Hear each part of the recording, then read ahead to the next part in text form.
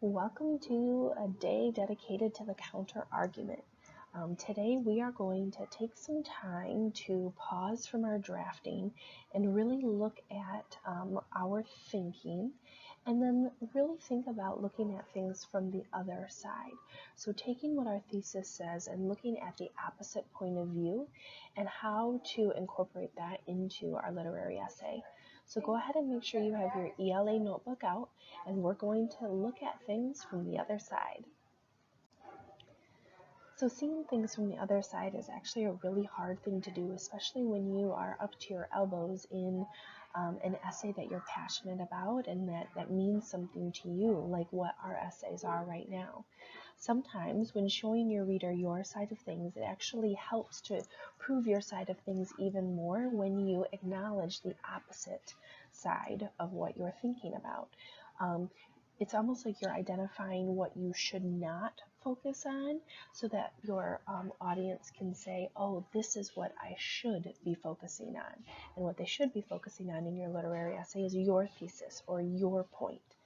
This way you can acknowledge that there are many other ways of thinking out there that differs from yours, but you're going to spend some time proving why you think yours is the right way to go, and it's worth listening to even more.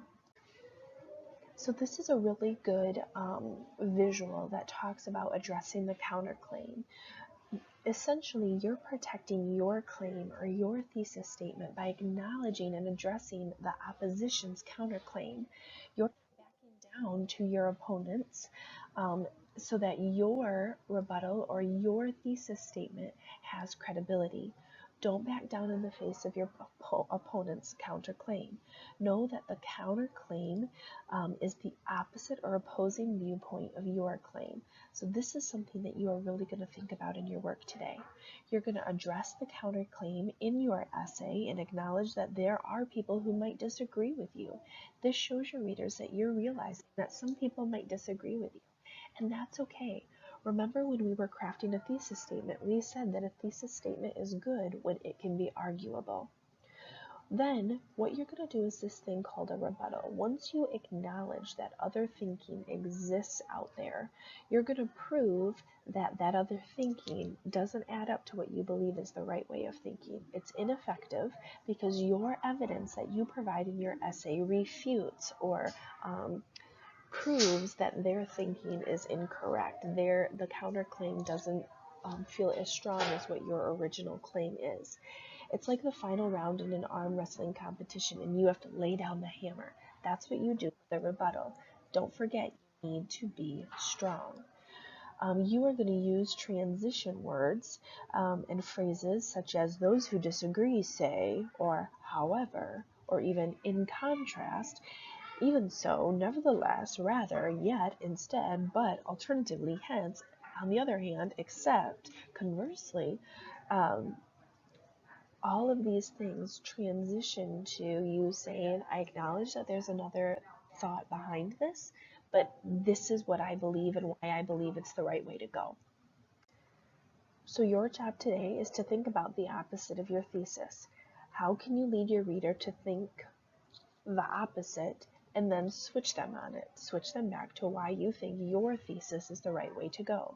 How might you show the importance of your side of thinking as opposed to the counter-argument side of things? And what do you want to do to make sure that readers fully understand about your essay? And then how are you going to put that into your writing? Here are some additional phrases to use to acknowledge and rebuke counterclaims. We talked a little bit about this before. Some people might say, and then you fill in the blank of the counter-argument, and then you get to go in by saying, however, I believe, da-da-da-da-da, and continue on there. Other ones include, you might think, or a common argument against this is, or it's easy to think that, but when you look at the facts, or others may say, blah, blah, blah, blah, blah, but I argue that skeptics may think, and while it might be true, nevertheless, it turns out all of these phrases are used to acknowledge that there are counterclaims, but you have proof to show that your claim is the right claim. Remember when we used Templeton's non-example of what it means to be a friend, right? from our example literary essay, we were talking about how the literary essay was all about true friends do things even when they don't get something in return. What the author did here was she acknowledged a counterclaim that Templeton only did things to get something in return, which then shows he's not a true friend. This is acknowledging the counterclaim that is out there. So what you need to do today is reread your draft so far. And after you do that, or while you're doing that, I want you to decide where is the best place for you to put an acknowledgement of the counter argument, and then the biggie, how are you going to prove why your thinking is the way that it is and why the counter argument is not the way to go?